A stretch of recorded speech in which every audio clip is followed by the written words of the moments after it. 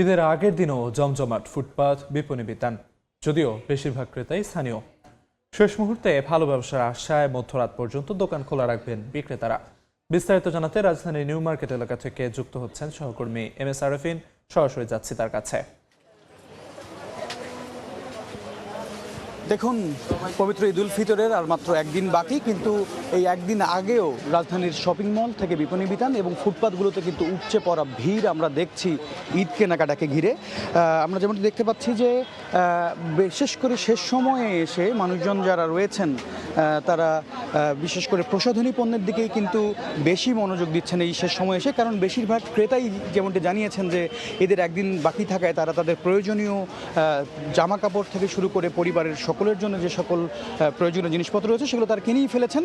এই মুহূর্তে এসে আসলে টুকটাক যেসব জিনিস বাকি থাকে সেই জিনিসগুলোর দিকেই তারা নিতে এসেছেন শেষ দিনে। আমাদেরকে বিক্রেতারা যেমনটি জানিয়েছেন যে তারা সারা মাস আসলে ক্রেতাদের সেবা দেবার পরে নিজেরা কেনার সময় আসলে পান না। আজকেই আসলে শেষ দিন, তারা দোকানের কেনা বেচা শেষ করে আজকেই কিন্তু তারা তাদের নিজেদের জন্য প্রয়োজনীয় জিনিসপত্র কেনাকাটা করবেন। আমি যেমনটি দেখাতে পাচ্ছি এই মুহূর্তে যে কেউ কেউ রয়েছেন যারা প্রিয়জনের জন্য শেষ সময়ের গিফট করবার মতো যে প্রোডাক্টগুলো রয়েছে সেগুলোই কিন্তু তারা এখন কিনছেন, তারা খুঁটিয়ে দেখছেন, পছন্দ করছেন এবং শেষ সময় কিছুটা দামাদামির সুযোগও রয়েছে, কারণ বিক্রেতারা বলছেন যে শেষ সময়ে এসে তারা তাদের ঈদের জন্য যে ধরনের কালেকশন রয়েছে সেই কালেকশনগুলোই কিন্তু তারা কিছুটা শেষের দিকে সেগুলো কিন্তু তারা কমতির দামের দিকেই দিতে পারছেন বলে তারা আমাদেরকে জানিয়েছেন। এবং আরেকটি বিষয় বলে রাখতে চাই যে কিছুক্ষণ আগেই কিন্তু মেঘাচ্ছন্ন যে আকাশ আমরা দেখছি তার মধ্য দিয়ে কিন্তু কিছুটা কেনাকাটায় বিঘ্ন ঘটছে ঠিকই, কিন্তু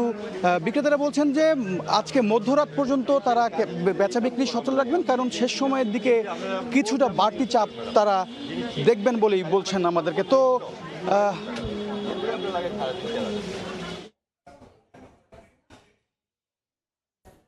রাজধানীর নিউ মার্কেট এলাকা থেকে সবশেষ জানাচ্ছিলেন সহকর্মী MS আরেফিন।